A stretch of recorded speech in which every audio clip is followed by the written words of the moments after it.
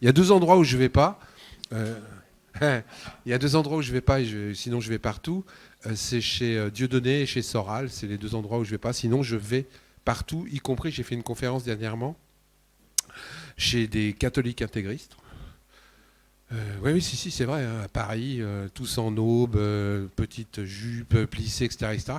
Quand j'ai abordé le problème de l'avortement, il y a eu comme un blanc dans la salle, je ne sais pas pourquoi. Mais ils m'ont remercié après. Là, bientôt, je fais une conférence chez les salafistes aussi. Oui, je vais partout, hein, où je vais leur expliquer que je suis profondément contre le grillage total. Je pense que ça va créer un blanc là-bas, et je vais quand même parler comme ça pour éviter le... Mais bon, on n'est pas là pour parler de ça. On est là pour parler politique, donc je suis venu vous parler politique, et politique au sens noble du terme, parce que malheureusement c'est complètement dévoyé. Donc on va commencer par la démocratie. Vous avez l'impression qu'on est en démocratie, et moi je peux vous prouver par A plus B qu'aujourd'hui, nous ne sommes plus en démocratie. Mais que quelque part, nous sommes aussi coupables de laisser la démocratie mourir. Et je ne dis pas que la démocratie est un bon système. Je suis un des fervents soutiens d'Étienne Chouard, puisque j'ai fait la préface de son premier livre il y a maintenant 3 ou 4 ans. Donc je suis pour un autre système que la démocratie représentative qu'on a aujourd'hui. Mais malheureusement, il faut que les gens se rendent compte que ne pas se servir de la démocratie aujourd'hui, c'est aussi la laisser mourir. Et moi, je suis fou de rage, je vous le dis, j'en ai pleuré encore il y a une semaine, de m'apercevoir qu'il y a un type qui s'appelle j'arrive pas, Macron. J'arrive pas, je coince. Qu'un type qui s'appelle Macron a été réélu dimanche dernier avec 20 millions de voix. Je deviens malade. Non, 18 779 641. Exactement. C'est moins que la dernière fois. 18 779 641. Non, on est d'accord, mais je ne rentrerai pas dans ces débats. Je ne rentrerai pas dans ces débats complotistes, machin, truc mus. Ok. Il y a sans doute eu quelques tricheries. Mais ce n'est pas énorme. Il y a quand même 18 millions de personnes, 779 641, hormis quelques truandages, comme dirait mon ami Carole, qui ont élu ce mec-là. Et quand on fait le compte, il y a eu 13 650 000 abstentionnistes, plus 5 millions de gens non inscrits, en moyenne, hein, c'est à peu près les chiffres que j'ai en tête. Je dis bien non inscrits, je ne parle pas des mal inscrits, puisque les mal inscrits, il y en a encore plus. Mais donc, plus les blancs et les nuls, mais les blancs et les nuls, je les mets un petit peu à part, parce qu'ils ont fait la démarche d'aller voter. Donc c'est aussi, moi, un de mes leitmotifs. Je dis, allez voter. Blanc ou nul, mais allez voter. Parce que c'est la seule façon aujourd'hui d'exprimer son mécontentement. Quand on s'abstient hors urne, ça veut rien dire. Et ça les arrange. C'est un bonheur l'abstention pour les ripoux. Plus vous vous abstenez, plus c'est facile d'être élu et plus c'est facile de truander. Et là, je rejoins Carole. Pourquoi ? Parce que moins il y a de gens qui votent, plus le petit truandage devient important. Plus il y a de gens qui votent, le truandage, ça ne vaut plus rien du tout. Parce qu'on ne peut pas truander aujourd'hui encore. Non, ce n'est pas un problème, j'ai l'habitude. On ne peut pas truander aujourd'hui encore beaucoup avec le vote manuel. Mais dites-vous bien que d'ici le prochain mandat, il y a un type qui s'appelle Putain, j'ai du mal, hein. Macron, qui va vous instituer le vote électronique. Et vous savez pourquoi il va le faire ? Pour lutter contre l'abstention. C'est comme ça qu'ils vont nous le vendre. Et le pire, c'est que comme on n'a pas une capacité réflexive trop importante, on va dire ouais, c'est bien. Après tout, je peux voter de chez moi. Après tout, je peux voter autrement que le dimanche. Puis après tout, je peux voter avec ma femme à côté de moi en famille. Donc en fin de compte, le vote électronique, c'est vachement bien. Et puis vous inquiétez pas, c'est sécurisé. Moi, j'ai les preuves aujourd'hui. Attends, je te donne la parole après. Moi, j'ai les preuves, parce que si tu commences tout de suite, quand je commence mon discours, on s'en sort plus. Attends que j'ai parlé un petit peu quand même. Moi, j'ai les preuves aujourd'hui. Je dis bien, j'ai les preuves aujourd'hui que le vote électronique est truandé. J'ai reçu, sur le vote électronique de 2017, 600 codes secrets pour les députés à l'étranger. 600 codes secrets. Hollande a interdit à un moment donné le vote électronique. Parce que tous les députés à l'étranger, on a les preuves aujourd'hui qu'il y en a quelques-uns qui ont été élus de façon frauduleuse. Le jour où Macron met le vote électronique en place, la démocratie, je vous le dis, elle est morte. Parce que c'est celui qui sera derrière. Non, il y a 60 civils pour l'instant, mais c'est pas énorme. Et c'est pas énorme encore. Le jour où ça sera rationalisé sur toute la France, là, ça deviendra grave. Là, ça deviendra grave. Et le problème, je vous dis encore une fois, c'est que malheureusement, nous sommes les artisans de notre propre malheur. Puisqu'on va le faire au nom de l'abstention. Et l'abstention, c'est qui? C'est nous. Mais je sais que quelque part, on nous a expliqué que l'abstention était un pouvoir politique, qu'il fallait le faire, que c'était montrer notre désapprobation, etc. Non, moi, j'ai les preuves, encore une fois, excusez-moi, que depuis, j'arrive, mademoiselle aussi, que depuis 1958, l'abstention ne sert à rien. L'abstention hors urne. J'ai les preuves. Je vais vous donner un exemple. Qu'est-ce que ça donne comme résultat? Je vais vous donner juste 2 exemples pour que vous compreniez bien. Vous vous rappelez de M. Valls. J'ai été adjoint chez lui. Je suis la seule personne qui me soit battu physiquement 2 fois avec lui. Une fois, il m'a collé contre le mur. Une fois, je l'ai collé contre le mur. Quand je le vois maintenant, quand je le vois, je l'appelle Dark Vador. Il part en courant. Le remplaçant de M. Valls, écoutez bien parce que les chiffres que je vous donne sont des chiffres factuels, prouvés, etc. Le remplaçant de M. Valls, qui s'appelle M. Choix, a été élu avec 0,9 électeurs sur 10. Moins de 1 électeur sur 10. Le remplaçant de M. Dassault, est-ce que ça vous parle? Paix à son âme. Le remplaçant de M. Dassault aux élections départementales a été élu avec 0,6 électeurs sur 10. C'est-à-dire que le mec, il est conseiller départemental avec moins un peu plus d'un demi-électeur sur 10 qui a voté pour lui. C'est ça, le résultat de l'abstention à outrance, comme on est en train de la citer. Et c'est favorisé par les élus. Tout parti confondu. Écoutez bien ce que je vous dis. Hein. Tout parti confondu. Parce que les mecs, ça ne les intéresse pas que vous ayez voté. Si vous allez voter, vous allez vous plonger dans la politique, vous allez regarder. C'est pour ça que moi je milite, par exemple, pour le vote obligatoire. Pourquoi je milite pour le vote obligatoire? Parce que si on milite pour le vote obligatoire, ils sont obligés de prendre en compte le vote blanc comme un vote exprimé. Et ça, ils ne veulent pas. Parce que s'ils prennent en compte le vote blanc exprimé, ils risquent de tous se dégager. Je vais même vous donner un exemple, et encore une fois, ce que je fais que dans le factuel.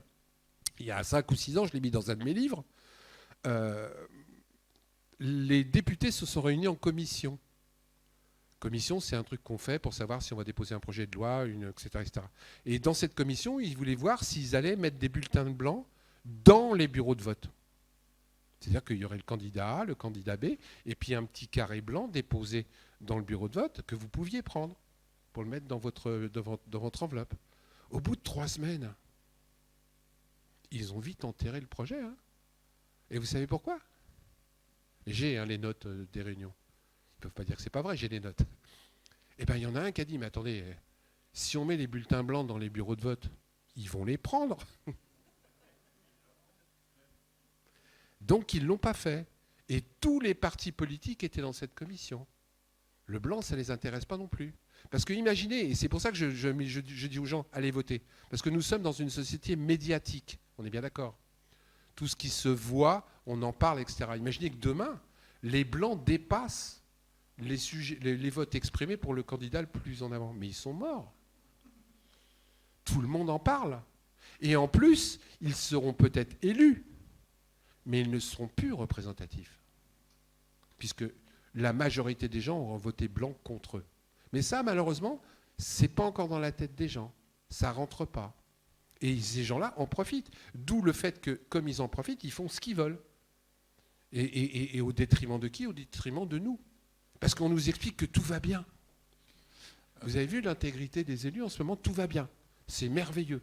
Il y a moins de monde qui sont au chômage. Allez, je vous passe la parole, sinon je ne peux parler pas de 3 heures comme ça.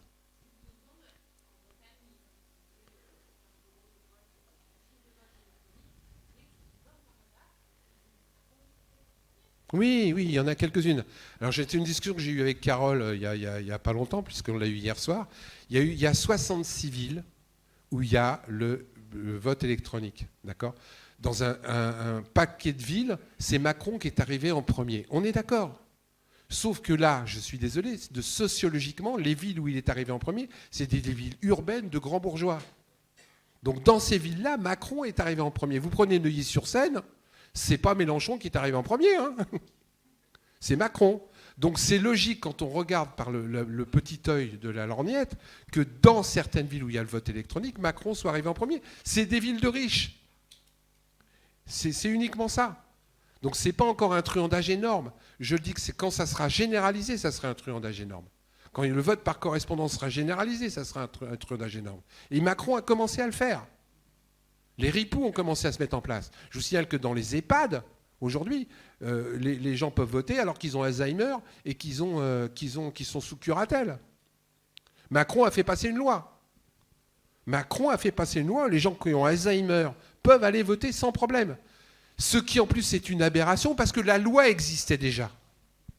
C'est-à-dire que les gens qui étaient sous curatelle, qui avaient des soucis, ils pouvaient demander au juge d'aller voter. Le juge regardait le dossier du monsieur et décider en toute bonne foi, en ayant connaissance de cause, que tu peux aller voter ou tu ne peux pas. Eh bien non, Macron a éradiqué ça. Tu as Alzheimer, tu peux aller voter. Je vais au bureau de vote, pour qui je vote? Ah merde, je vais où là? C'est un truc de fou. C'est un truc de fou. Et les gens ne se rendent pas compte et ça permet aux ripoux de mettre des choses en place. Parce qu'aujourd'hui, la plupart des lois, il faut que vous le sachiez, sont faites au bénéfice des riches. Et on laisse faire.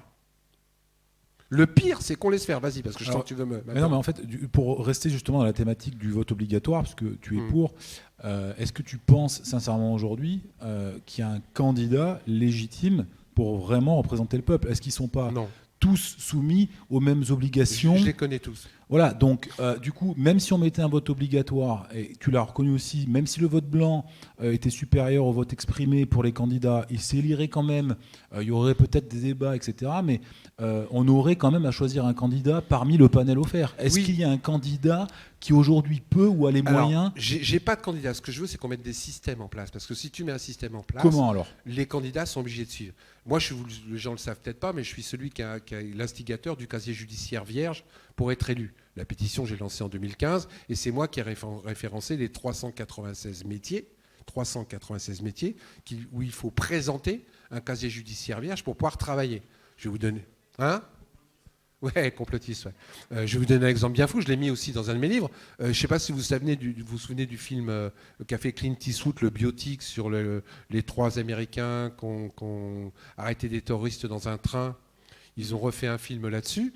Et bien, tous les figurants du film, c'est-à-dire 170 balles pour la journée, ont été obligés de présenter un casier judiciaire vierge.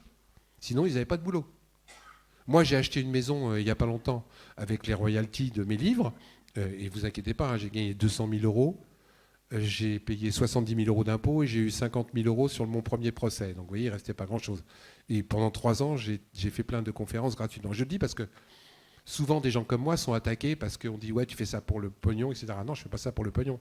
Je fais ça parce que j'ai envie de vérité. J'ai fait ça parce que je rencontre des gens comme Jean-Christophe, comme Carole, comme Florian, etc., comme tous ceux qui sont là et qui veulent se battre pour un autre monde. Moi, j'ai envie d'une société qui soit basée sur le partage et non sur le profit. Et on est en train de nous présenter une société qui est basée sur le profit. Et je rappelle que par définition, le profit, c'est réservé à quelques-uns. Le partage, c'est réservé à tout le monde. Donc changer le système, du coup, pour revenir sur le... Comment on change le système? On change le système en arrêtant de voter pour des pourris. Tu disais tout à l'heure, mon premier bouquin, je l'ai sorti en 2013, qui s'appelait « Délit d'élus ». Je référençais 400 noms, parce que j'ai mis les noms de 1600 élus en tout sur mes 7 livres, de mecs qui avaient mis les doigts dans la confiture. 2014, je me dis, putain, c'est bon, ces mecs-là ne sont pas élus. Hein? Les doigts, le bras pour certains, le cul pour d'autres, tout ce que tu veux. Mais ils se sont mis dans la confiture. Je me dis, putain, ces mecs-là ne vont pas être réélus.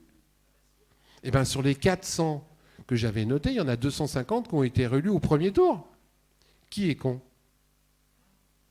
Tout le monde veut des élus propres, mais pas le sien. Ben non, attends, le mien, je le connais. Il est sympa, le mien.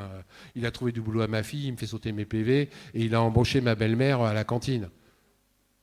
Tu vois, je le connais, je vais boire un coup avec lui. Donc, à un moment donné, l'éthique, elle doit s'appliquer à tout le monde, y compris à nous. À mon avis, là, je pense que la problématique, Et justement, je voudrais ton opinion là-dessus, c'est que tous ces élus, corrompus ou pas, avec des peines de prison ou pas, ils sont pour la plupart encartés derrière des grosses machines de guerre, avec un support médiatique, un support communication, un support judiciaire, des sondages qui les favorisent. Donc comment enrayer ça? C'est ça la problématique. Comment l'enrayer? En éveillant les consciences, en faisant ce que je fais depuis 5 ans, c'est-à-dire qu'on allait voir les gens toutes les semaines, partout, pour leur dire attendez, arrêtez d'être cons.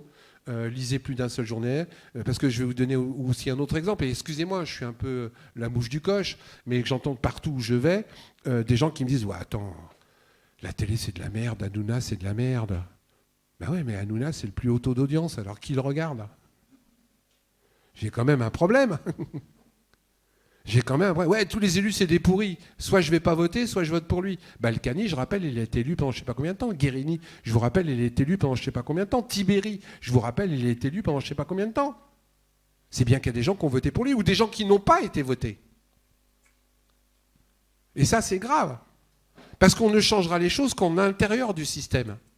Moi, je suis content qu'il y ait des gens qui se présentent là. Je ne suis pas sûr que ça fasse encore un grand score parce que les gens ne sont pas forcément encore éveillés. Mais au moins, la voie commence à être tracée.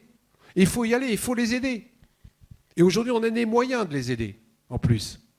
Les moyens, c'est Facebook, c'est les réseaux sociaux. Si demain, quand vous sortez de cette salle, vous partagez tous sur vos réseaux sociaux, ces gens-là ont une chance de faire plus de 5%. Et s'ils font plus de 5%, je vous assure que ça va changer la face des choses. Les médias vont commencer à en prendre en compte. Vas-y, monsieur.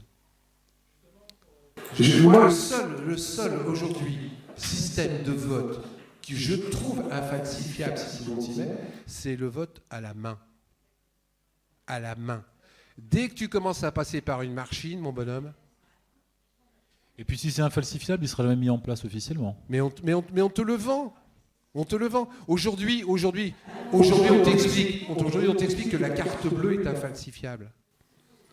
0,2% des cartes bleues sont truandées. Moi, à Évry, si je veux, j'appelle sur ma région où je suis, dans le 91, je peux acheter, si je veux, ce qui s'appelle une Yes carte. Ça me coûte 500 €. C'est-à-dire que c'est une carte de crédit, carte bleue, n'importe quelle. Je la mets dans un distributeur, je tape n'importe quel code, ça me dit toujours oui. Ça s'appelle une Yes carte. Toutes les banques font tout pour que ça ne se sache pas. Donc, à partir du moment où tu passes par une machine, tout sera falsifiable. Le seul truc qui n'est pas falsifiable, c'est quand tu mets un bulletin dans une urne et que tu as l'équipe adverse, ton équipe, le challenger qui est là, pour regarder qu'il n'y a pas de truandage. Et là, tu minimises le truandage. C'est la seule façon de rendre le vote électronique sûr, c'est de retirer l'anonymat. Parce que sinon, tu ne peux rien recompter. Tu ne peux rien contrôler, puisque c'est dans une machine. Et donc, tu ne retireras jamais l'anonymat sur un vote. Donc, c'est pas bon. Mais non, mais la blockchain, ça, c'est encore une machine, ça ne marchera pas. Les bitcoins, aujourd'hui, sont truandés. Servons-nous déjà du système pour le niquer? Servons-nous déjà de ce système pour le niquer? Ah bah ça, c'est un autre problème. Regarde comment on est intéressé. Moi, je fais des réunions sans arrêt. Des fois, il y a 1000 personnes. Des fois, il y en a 10. C'est sans arrêt. Il faut y aller. Il faut expliquer aux gens. Parce que les gens ne sont pas forcément courageux, parce que les gens n'ont pas forcément le temps, parce que de plus en plus, tout est fait pour que les gens ne s'occupent pas de politique. Tout est fait pour que les gens... Excusez-moi, c'est Macron, je ne réponds pas. Alors justement, de ce point de vue-là, est-ce qu'il n'est pas plus facile de faire sécession que d'essayer d'utiliser les systèmes? Sécession, c'est une connerie. Si tu parles, qu'est-ce que tu appelles de sécession? De pas aller justement, voter? de ne pas aller voter. C'est non, intéressant. Ne pas aller voter, c'est ce qu'ils veulent. Mais aujourd'hui, à l'Assemblée nationale, il faut que vous le sachiez. Les blocs. Le PS, le petit bloc du PS, le bloc du PSC, ils vont le vote. Et c'est avec ça qu'ils gagnent les élections. C'est plus avec la majorité des gens, c'est avec leur petit bloc. Aujourd'hui, il faut que vous le sachiez à l'Assemblée nationale. Parce qu'en plus, ce qu'ils font eux ne l'appliquent pas eux. Vous pouvez voter les lois avec une personne. Il faut les cours assez vite pour appliquer sur tous les coups. Non, mais même légalement, vous pouvez voter les lois avec une personne et c'est déjà arrivé. Au Sénat, c'est pire. Au Sénat, vous savez, ils sont 357. Au Sénat, ils ont voté une règle qui est anticonstitutionnelle, mais qu'ils appliquent. C'est-à-dire qu'un sénateur peut avoir jusqu'à 100 pouvoirs. Ce que je vous dis est factuel. Donc, il suffit qu'il y ait 3 sénateurs dans la salle, ils ont chacun 100 pouvoirs et ils votent. Ces gens-là s'appliquent pas ce que ils nous demandent d'appliquer. Et on l'a vu dernièrement, hein. Je veux dire, personne n'a hurlé, mais j'arrive. Hein. Comment ça se fait que sur le pass sanitaire, les élus de la République, on n'avait pas besoin? Comment ça se fait qu'ils nous obligent, nous, à nous vacciner et qu'eux n'étaient pas obligés de se vacciner? Comment ça se fait qu'ils fermaient les restaurants pour nous et qu'eux pouvaient aller bouffer tranquille à l'Assemblée nationale? Et que même, j'ai les preuves qu'il y a quelques restaurants de riches à Paris qui sont restés ouverts pour eux. Pour eux. Mais qu'est-ce que c'est que ces gens-là? Et comment ça se fait que nous, on ne dit rien? Comment ça se fait que Macron a été réélu? Moi, si je fais les comptes des 13 millions de gens qui sont abstentionnistes, plus des 5 millions de personnes, 13 millions 650 000 et des broquilles, si je fais l'addition, il y a plus de gens qui n'ont pas été votés que de gens qui ont voté pour Macron. Ça ne vous pose pas un problème? Ça veut dire que quelque part, dès le premier tour, on pouvait dégager ce pourri-là. Dès le premier tour. Et on ne l'a pas fait. Oui, mais la dissonance politique, on l'a encore aujourd'hui. Hein. Philippe, je te repose la question. Pour rester dans le thème, du coup, on aurait pu dégager Macron, mais quelle était l'alternative? Mais je m'en fous. Oui, mais ça aurait été, est-ce que ça aurait pas été ça c'est la grosse erreur. Un agent du système? Ça, c'est la grosse erreur. Ça, c'est la grosse erreur. Mais aujourd'hui, il faut travailler par priorité. Donc, ça ne sert à rien de dégager Macron, de toute manière, on aura mis qui à la place. Tu vois, c'est exactement ça. Donc, moi, je dégage Macron, et après, je me bats. Oui, d'accord, je comprends bien, mais au final, on sait très bien qu'aujourd'hui, la personne qui occupe le siège avec plus ou moins de conviction, finalement, ce que vous ne comprenez pas, excusez-moi de t'interrompre, parce que je deviens fou quand on commence à me faire ce genre de truc. Ce que vous ne comprenez pas, c'est que Macron, aujourd'hui... Je suis l'avocat du diable, moi. Macron, aujourd'hui, c'est la pire des engences. C'est-à-dire qu'on ne peut même pas se battre contre lui. Non, mais je pense qu'on s'entend tous là-dessus, mais au final... donc, il n'y a pas à discuter. Non, mais d'accord, très bien. Mais pour pousser un peu le raisonnement, aujourd'hui, si on se préoccupe de problématiques souverainistes, anti-européennes, etc., voter Macron qui est anti-souverainiste, anti-européen, pour élire quelqu'un finalement... Macron anti-européen pro-européen, pardon, pro-européen, anti-souverainiste, pro-européen, excuse-moi. Pour voter quelqu'un finalement qui, la plupart des candidats, étaient pro-européens, anti-souverainistes, etc. Qu'est-ce que ça aurait changé finalement, à part une incarnation un peu plus violente? Je refuse ce discours. Ah non, mais moi je ne prends pas position. Je veux même pas l'entendre. Je suis là pour te poser, je t'explique. Pour continuer le débat. Je t'explique. Je relance le débat. Aujourd'hui, le problème que j'ai avec ce président, que je connais, hein, je veux dire, moi je le traite de menteur. Il y a encore 3 mois, il m'a envoyé quelqu'un pour que j'aille le voir. Et j'ai dit, vous répondez au président qu'il aille se faire foutre. Et je vais vous expliquer après pourquoi. Aujourd'hui, ce type-là, c'est la pire des engences parce qu'il a tout verrouillé. C'est-à-dire que vous ne pouvez même plus rien dire quelque chose, vous passez pour un complotiste. Dès que vous émettez un avis contradictoire, vous avez tout le monde, il a monté les gens les uns contre les autres. Dès qu'on utilise son cerveau, on devient la peste noire. Bientôt, on va retrouver des gens en asile psychiatrique parce qu'ils auront osé dire que ce qui se fait n'est pas bien. Donc c'est la pire des engences. Mais j'ai des exemples. C'est la pire des engences. Donc à un moment donné, moi, je ne discute pas sur la pire des engences. Je le dis, hein. J'ai honte, c'est encore enregistré, je vais me faire tuer. Moi, à cause des connards d'abstentionnistes du premier tour, et je pèse mes mots, j'ai été obligé de voter Marine Le Pen au deuxième tour. Je pèse mes mots. À cause des connards d'abstentionnistes du premier tour, alors qu'on pouvait le dégager au premier tour, j'ai été obligé de voter Marine Le Pen au deuxième tour. Parce que je vais vous expliquer pourquoi. Parce que Marine Le Pen, qui arrive au pouvoir, elle bouge le moindre petit doigt. La rue est pleine. Elle essaye de supprimer l'argent liquide. La rue est pleine. Elle essaye de mettre le vote électronique. Mais tout le monde sort le fusil. Macron va faire exactement la même chose. Et on va dire, bravo, monsieur Macron. En fin de compte, il est pas mal, ce mec. Il donne plein de pognon pour les Ukrainiens. Il laisse les SDF dans la rue. On va dire, en fin de compte, il est gentil. Non, il est gentil. Il a sorti 3 milliards pour trouver des appartements aux Ukrainiens. Et tant mieux pour eux. Moi, j'ai des amis ukrainiens, je suis content. Mais qu'est-ce qu'on a fait pour les gens d'ici? Et ça, c'est pas un truc pour monter les gens les uns contre les autres? Intelligemment, c'est pas un truc pour dire les gens, attends, soyez un petit peu gueulard après les Ukrainiens, on n'a rien fait pour les SDF, qu'est-ce qu'on fait pour les Français?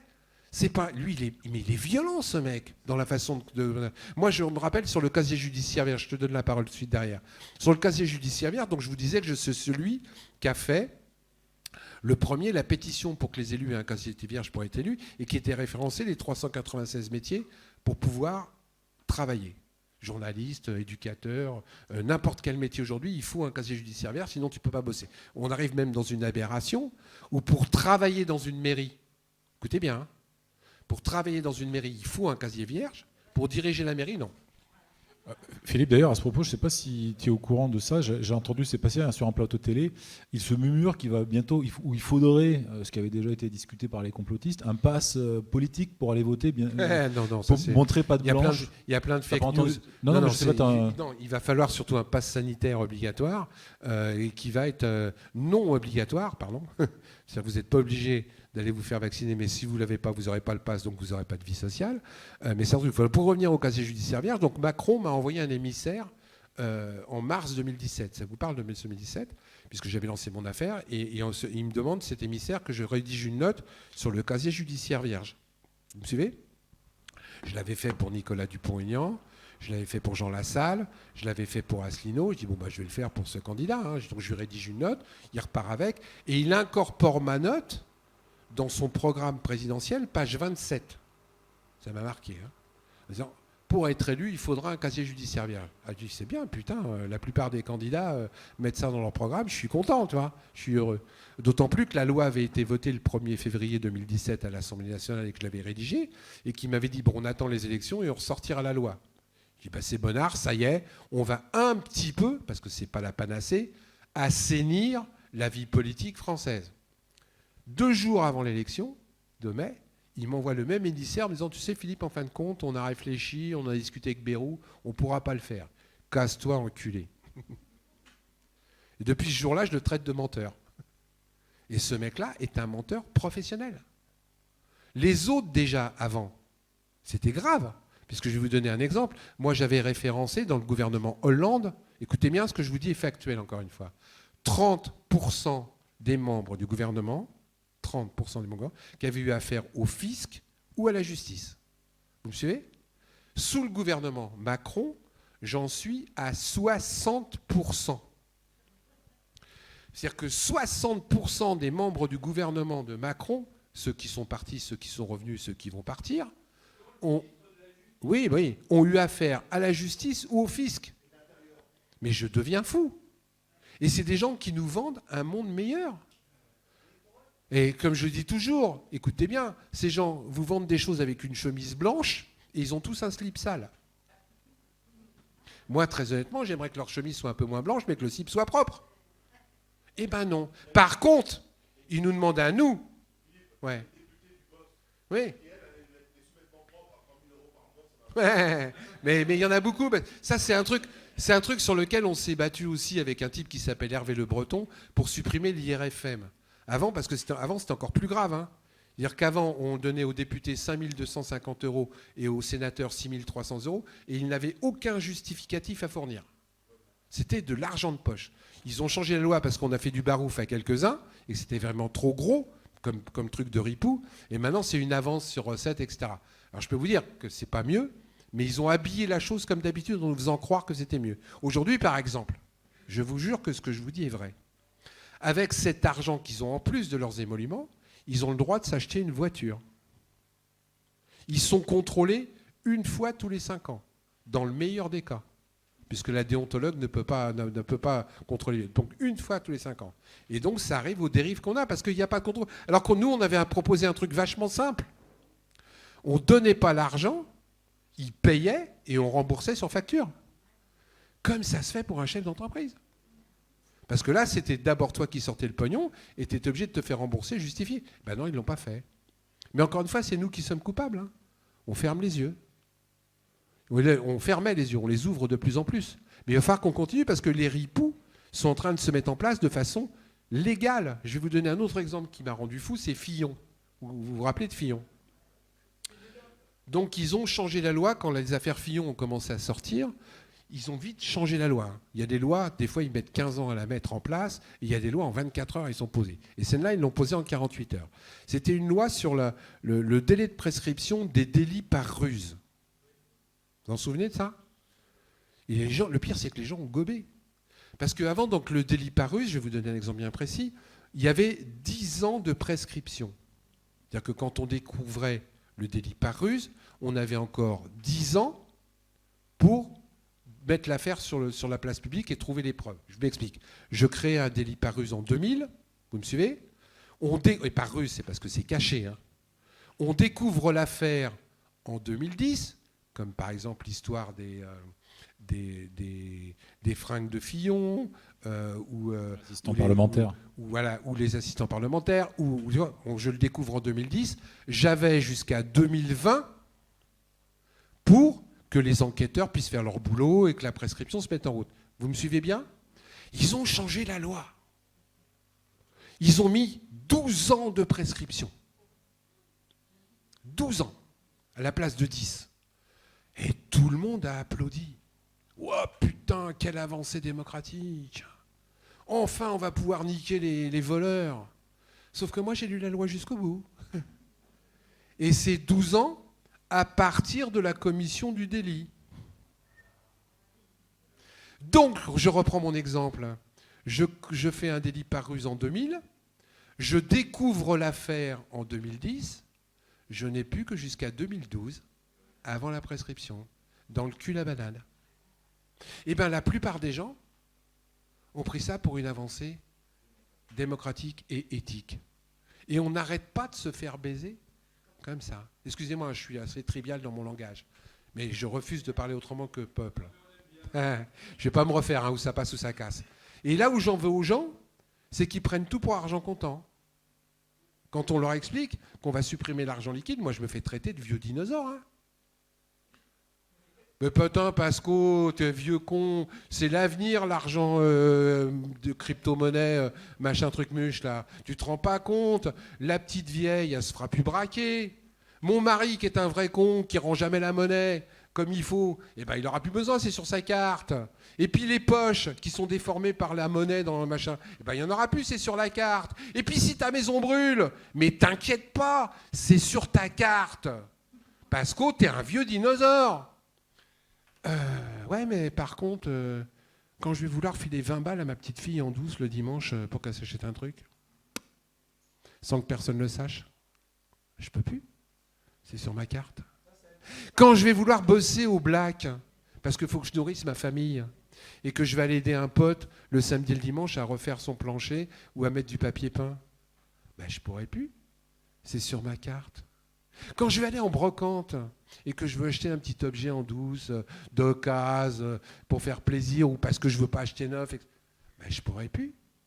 C'est sur ma carte. Ah merde, Pasco, je n'avais pas pensé à ça. Parce que c'est ça la réalité. Il y a des quoi ? Oui. Il y a aussi le sel. Hein. On peut recommencer le système du sel. Hein. Mais il y a un système qui s'appelle l'argent liquide avec des effigies dessus, qui, à mon avis, est peut-être pas la panacée. Mais ça marche. Et ça nous donne des espaces de liberté. Parce que je vous rappelle qu'aujourd'hui, même les chèques qui sont en train de disparaître, on ne se rend pas compte. Mais moi, je te faisais un chèque à Marseille. Tu pouvais l'encaisser à Paris. Tu pouvais l'encaisser 6 mois après. Dans 1 an, parce que je croyais que c'était 6 mois, mais c'est 1 an, 12 mois après. Mais aujourd'hui, avec ta carte, moi, je sais ce que tu as acheté, où tu l'as acheté, quand tu l'as acheté. J'ai aujourd'hui la possibilité de savoir exactement ce que vous faites avec votre carte et où. Si tu n'es pas clair, je le sais. Et puis, quand tu pousses un petit peu plus loin la logique de tenir les gens, j'ai digressé par rapport à mon discours habituel. Quand on aura bien mis ces systèmes en place, si moi je suis un patron plus ou moins véreux et qu'on ne me dit pas que ça ne sera pas possible, ils arriveront à truander les cartes. Quand ils auront, parce qu'ils vont nous le proposer derrière, de conjuguer les cartes. C'est-à-dire que pourquoi avoir une carte vitale, une carte de banque, etc. Mettons tout sur la même. C'est quand même plus pratique. Au lieu d'avoir 4 cartes et de chercher, t'en as plus qu'une. Nous fais pas chier, Pasco, t'es un vieux dinosaure. Oui, mais quand je vais chercher un boulot et que le patron, en regardant son ordinateur, parce qu'ils le feront, s'aperçoit que, bah putain, je suis sous insuline. Ouh, putain, celle-là, elle vient de faire 3 tests de grossesse. Ah oui, c'est sur sa carte, puisqu'elle l'a acheté à la pharmacie. Je t'embauche pas. Quand les assurances vont pouvoir voir exactement comment vous êtes malade, comment vous vous portez, etc., vous allez voir les tarifs. Parce que c'est eux qui seront derrière l'ordinateur. Et ça, malheureusement, l'ensemble des gens ne sont pas assez éveillés pour s'en rendre compte. Moi, je me bats pour vous expliquer. Quand je l'explique, après, les gens comprennent. Mais jusque-là, c'est la télé qui parle. C'est Hanouna. Alors, 2 questions. Est-ce qu'ils ne vont pas arriver à mettre ce système en place avant que la majorité qui est requise pour changer le système soit éveillée? J'espère. Ça Dépend que de nous. Hein. Jean-Christophe le disait, Carole le disait, ça ne dépend que de nous. Oui. Nous, on se laisse faire, on se laisse bouffer par ces connards. Je le rappelle partout dans toutes les réunions que je fais, le nombre, c'est nous. La force, c'est nous. Si on n'était pas aussi cons, pardon, quand ils balancent un truc à la télé pour se précipiter pour acheter des bouteilles d'huile, alors qu'en fin de compte, il n'y a aucune spéculation sur l'huile, et de la moutarde ou du sucre, parce que ça existe avec le sucre, eh ben, il y aurait... ou du PQ, ouais, ça a été très bien le PQ. C'était génial. Non, mais qui a acheté les PQ? C'est nous. Au lieu de se dire, eh ben, attends, ils nous annoncent soi-disant une restriction, au lieu de mettre 2 sucres dans mon café, pendant 15 jours, j'en mets qu'un. On se précipite pour acheter 15 kilos de sucre, qui après est périmé parce que les fourmis l'ont bouffé. Donc quelque part, il faut aussi que nous, on ne cède pas aux sirènes de la manipulation médiatique. Moi, ce qui m'intéresse, c'est de convaincre les abstentionnistes de se lever, de bouger le cul et d'aller voter, de se servir de la démocratie et de foutre en l'air ces ripoux. Parce que si on met des gens honnêtes à l'Assemblée nationale avec le système actuel, ils voteront des lois honnêtes. Mais c'est vachement dur, parce que j'en parlais tout à l'heure avec, rappelle-moi ton prénom, avec Nico. Je rappelle quand même, parce que malheureusement, les gens n'ont pas de mémoire. Ça aussi, c'est un gros problème. En mai 2017, vous vous rappelez, il y a un mec qui s'appelle Macron. J'ai du mal, hein. Macaron ou Macrotte, qui a été élu sous le prétexte que c'était un nouveau monde. Qu'on s'était fait baiser par la droite, qu'on s'était fait baiser par la gauche, qu'on s'était fait baiser par les extrêmes. Votez pour moi, je suis le petit Kennedy. Vous voyez, je couche avec une vieille femme, je représente quelque chose. Non, mais dans l'inconscience collective, c'est aussi pour ça qu'on a voté pour ce mec-là. Hein. Parce qu'il était jeune, parce qu'il était beau, parce qu'il parlait bien et qu'il prêchait pour un autre système. D'accord ? Et les gens qui se sont présentés pour Macron, les 301 députés qui ont été élus haut la main, dedans, moi j'en ai connu quelques-uns, c'était des gens comme vous et moi, hein, qui voulaient changer le monde, hein, qui disent putain, on s'est fait niquer par les mecs d'avant, nous on va faire autrement. Nous on est des mecs propres. Moi je sors de la société civile, je peux vous dire aujourd'hui, preuve à l'appui, que ces gens-là sont pires que ceux d'avant. J'ai 87 députés aujourd'hui qui ne viennent plus à l'Assemblée nationale depuis plus d'1 an. Eh ben oui, attends. La soupe est tellement bonne que les mecs qui gagnaient 2 000 ou 3 000 euros pour moi, qui se retrouvent à 15 000 avec tous les avantages qu'il y a, eh ben les mecs se disent, en fin de compte, je ferme ma gueule. Hein. Donc c'est pas simple de trouver des gens honnêtes. Moi, on m'a proposé plusieurs fois des comptes en banque au Luxembourg et ensuite j'étais président de la formation professionnelle et de l'apprentissage sur l'Île-de-France pendant 6 ans. Je gérais 800 millions d'euros par an. 176 FCFA, l'école de la deuxième chance, la VAE, etc. Je vous assure qu'il y a des gens qui sont venus me voir en me disant « Monsieur Pasco, si vous voulez un petit compte en Luxembourg, on peut s'arranger. » Bon, moi je suis un type con, j'ai dit « Je suis d'accord, mais vous le mettez dans le contrat. » Je ne les ai jamais revus. Je les ai jamais vus. Et je peux vous dire que sur les régionales, je voudrais terminer, sur les régionales dernières, on m'a proposé de monter une liste en me donnant 900 000 euros. Sur ces 900 000 euros, on m'a expliqué que je pouvais faire une petite campagne pour les régionales à 30 000 euros et que les 870 000 euros, je les gardais pour moi. Je connais le mec qui a accepté à ma place. C'était pour enlever des voix, c'était pour émietter. Hein. C'était pour émietter.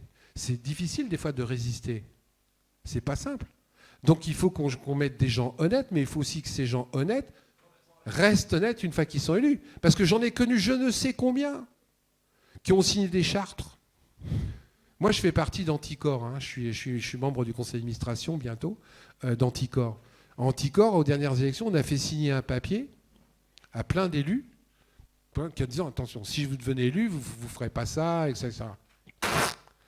Et les mecs, une fois qu'ils ont été élus, le papier, il se soit dessus. Hein. Donc ça ne suffit pas. Il faut aussi des gens qui vraiment ont des tripes et qui prouvent dans les actes qu'ils ne changeront pas. Parce que je le rappelle, la soupe est hyper bonne. Moi, j'ai fait 15 ans d'élus. 15 ans d'élus payés.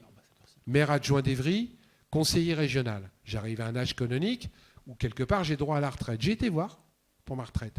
Je bosse depuis l'âge de 14 ans.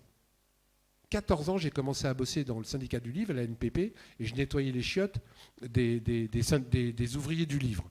J'ai fait d'ailleurs d'excellentes études sur la façon de chier des gens avant et après Noël. Après Noël, ils chient vachement plus haut. Et à l'époque, je nettoyais les chiottes à la turque. Et ben, putain, je digresse complètement là. Je vais parler de quoi? Parce que je parle des chiottes. Ouais, donc j'ai été voir pour ma retraite. Je vous jure que ce que je vous dis est vrai. Donc je bosse depuis l'âge de 14 ans. Et moi, je suis nature, je ne vais pas me refaire. Hein.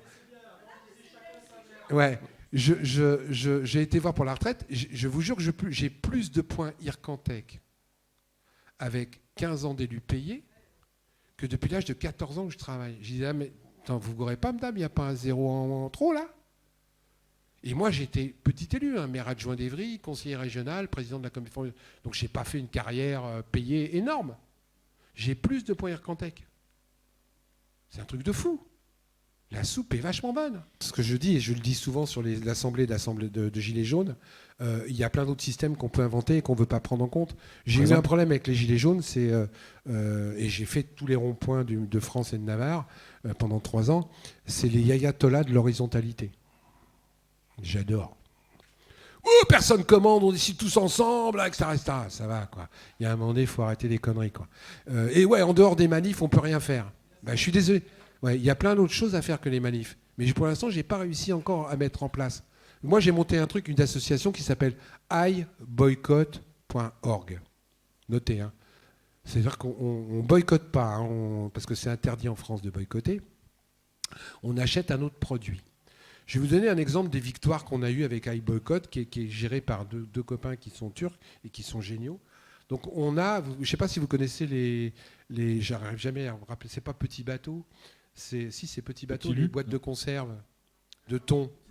Putain, chaque fois je dis Petit Bateau. Ouais, à chaque fois. Donc les boîtes de conserve, Petit Navire. Écoutez bien parce que ce que je vous dis est factuel. Donc on a repéré que sur les boîtes de conserve Petit Navire, les chalutiers raclaient le fond pour choper les thons et en même temps ils prenaient n'importe quoi, ils prenaient tout, etc., etc. Nous avons été 50 000, c'est pas énorme 50 000, à envoyer un mail à peu près dans la même semaine au patron de Petit Navire, dont on avait récupéré le mail, en disant attention monsieur, on vous aime bien, on aime bien le thon Petit Navire, mais si vous continuez à racler vos chaluts et à faire de la pêche n'importe comment, nous allons acheter une autre marque de thon. On ne va pas boycotter la vôtre, hein. On va juste, comme on est encore dans un pays de liberté, acheter une autre marque de thon. 15 jours après,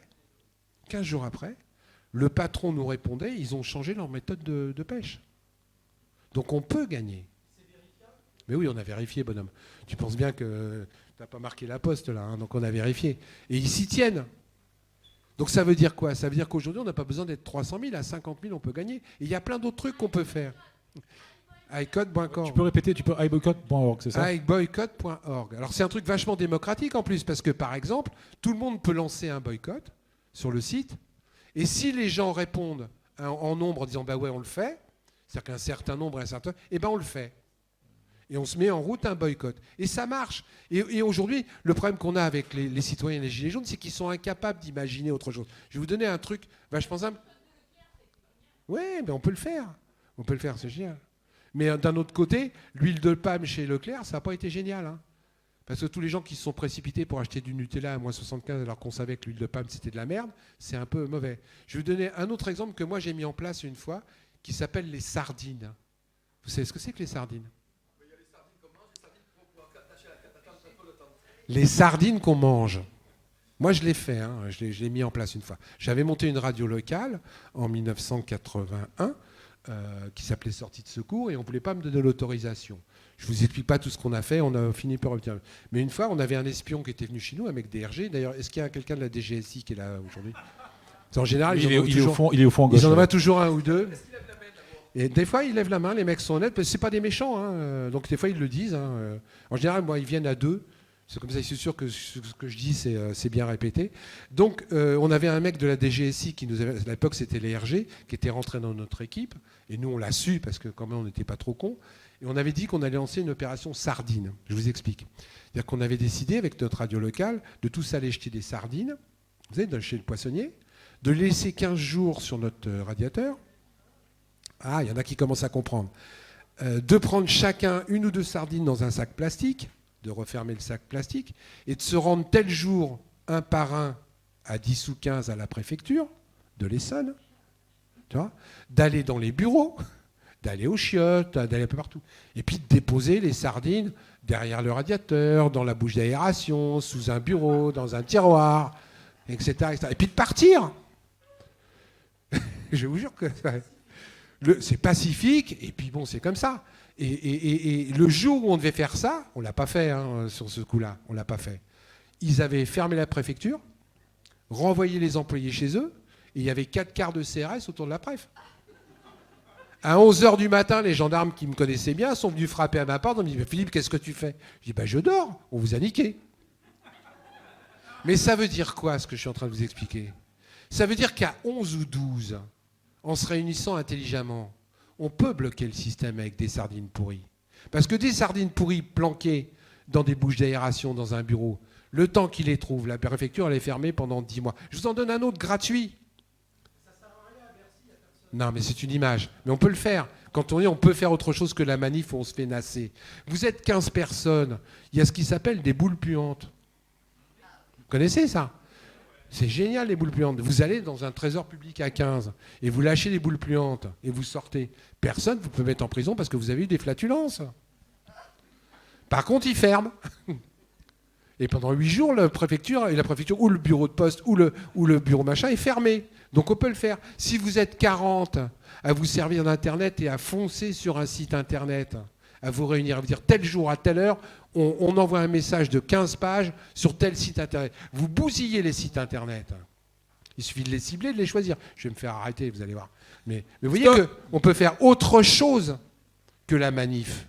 Encore faut-il avoir la réflexion d'être d'accord pour le faire. Et malheureusement, dans la plupart des manifs ou des ronds-points où j'ai été, il y a toujours le ayatollah de l'horizontalité. Il dit non, il n'y a que la manif qui est vraie, il n'y a que la manif du samedi. Et puis Pasco, t'es un con parce que tu gagnes 3 000 €, t'es même pas un gilet jaune. Tu vends des livres, c'est uniquement pour te faire du pognon. Va te faire foutre. À cause de toi, on a perdu la révolution des gilets jaunes. Parce que c'est pas le chef qui est emmerdant. C'est pas le leader qui est emmerdant. C'est le non-contrôle du leader. C'est la non-révocation du leader. Mais malheureusement, les gens ils voudront toujours des leaders. On voudra toujours des chefs. On voudra toujours des mecs comme moi qui viennent vous expliquer. Par contre, il faut pouvoir me foutre une baffe dans la gueule. Il faut pouvoir me révoquer si je dis des conneries. Il faut pouvoir me virer si je fais un pas de travers.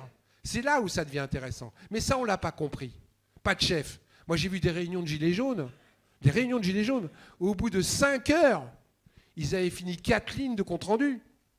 4 lignes. Le temps que tout le monde soit d'accord. C'est l'heure de la révocation, Philippe. Pardon. Il faut me faire cut parce que je peux parler pendant 10 heures. J'espère que je ne vous ai pas trop ennuyé. Alors, je suis à votre disposition. Reste là. Non. Alors déjà, j'aimerais bien qu'on applaudisse très chaleureusement Philippe.